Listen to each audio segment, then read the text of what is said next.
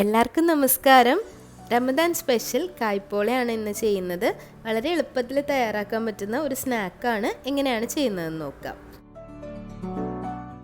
അധികം പഴുത്ത് പോവാതെ ഒരു മീഡിയം പഴുപ്പുള്ള 3 ഏത്തപ്പഴം എടുക്കാം. തൊലി കളഞ്ഞതിന് ശേഷം ചെറിയ കഷ്ണങ്ങളായി മുറിച്ചെടുക്കണം.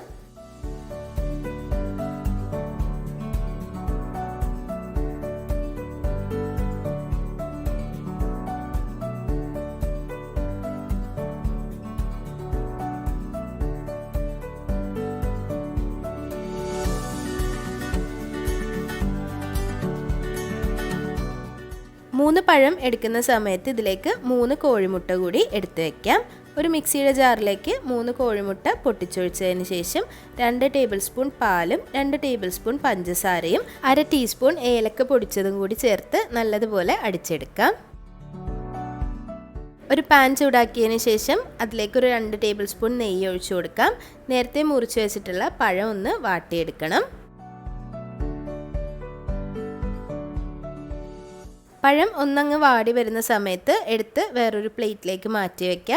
ഇതിലേക്ക് തന്നെ ആവശ്യത്തിന് കാഷ്യൂനട്ടും കിസ്മിസും ഒന്ന് ഫ്രൈ ചെയ്തെടുക്കുക.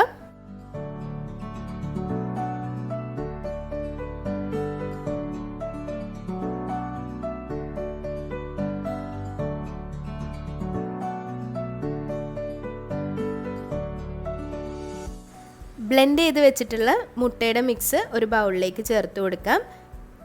ഈ ഒരു മിക്സിലേക്ക് നേരത്തെ ഫ്രൈ ചെയ്ത് വെച്ചിട്ടുള്ള പഴവും കാഷ്യൂനട്ടും കിസ്മിസും ചേർത്ത് കൊടുക്കാം. ഒന്നങ്ങ് മിക്സ് ചെയ്ത് വെക്കാം. 1/4 ടീസ്പൂൺ ഉപ്പ് കൂടി ഇതിലേക്ക് ചേർത്ത് കൊടുക്കുക. നല്ലതുപോലെ ഒന്ന് മിക്സ് ചെയ്ത് മാറ്റി വെക്കാം. കായ്പോള തയ്യാറാക്കാൻ ഇതുപോലെ കുഴിയുള്ള സോസ് പാൻ എടുക്കാം. അല്ലാന്നുണ്ടെങ്കിൽ കുറച്ച് പരന്നിട്ടുള്ള ഒരു പാൻ എടുക്കാം. തയ്യാറാക്കുന്ന പാത്രത്തിൻ്റെ അടിയിൽ ആദ്യം ഓയിലോ ബട്ടറോ നെയ്യോ ഒന്ന് ചേർത്ത് സ്പ്രെഡ് ചെയ്യാം. അതിന് മുകളിലേക്ക് നേരത്തെ റെഡിയാക്കിയിട്ടുള്ള മിക്സ് ഒഴിച്ചു കൊടുക്കാം. അതിന് മുകളിലേക്ക് ഗാർണിഷ് ചെയ്യാൻ കുറച്ച് കിസ്മിസും കാഷ്യൂനട്ടും ചേർത്ത് കൊടുക്കാം. ഇനി ഒരു ദോശത്തവയോ മറ്റോ മുകളിൽ വെച്ചതിന് ശേഷം ചെറിയ തീയിൽ 15 മുതൽ 30 മിനിറ്റ് വരെ കുക്ക് ചെയ്തിട്ടെടുക്കുക. ഇതുപോലെ വട്ടം കുറഞ്ഞ പാത്രമാണെങ്കിൽ ഏകദേശം 30 മിനിറ്റ് എടുക്കും. അതല്ല കുറച്ച് പരന്നിട്ട് പാൻ പോലുള്ള പാത്രമാണെങ്കിൽ ഒരു 15-20 മിനിറ്റിൽ തയ്യാറാവും. അടച്ചു വെച്ച് ചെറിയ തീയിലാണ് കുക്ക് ചെയ്യേണ്ടത്. ഒട്ടും തീ കൂട്ടി വെക്കരുത്, അടിഭാഗം കരിഞ്ഞു പോകാൻ ചാൻസ് ഉണ്ട്. 30 മിനിറ്റിന് ശേഷം ഒരു സ്ക്യൂവർ ഉപയോഗിച്ച് അകത്ത് വെന്തിട്ടുണ്ടോ എന്ന് നോക്കാം. സ്ക്യൂവറിൽ ഒന്നും തന്നെ ഇല്ലാന്നുണ്ടെങ്കിൽ നന്നായി വെന്ത് കിട്ടിയിട്ടുണ്ടാവും. സൈഡ്സും ഇതുപോലെ ഒന്ന് സെപ്പറേറ്റ് ചെയ്തെടുക്കണം. ഒരു സ്പൂണിൻ്റെ ഒരു സൈഡ് വെച്ചങ്ങ് സെപ്പറേറ്റ് ചെയ്താൽ മതി.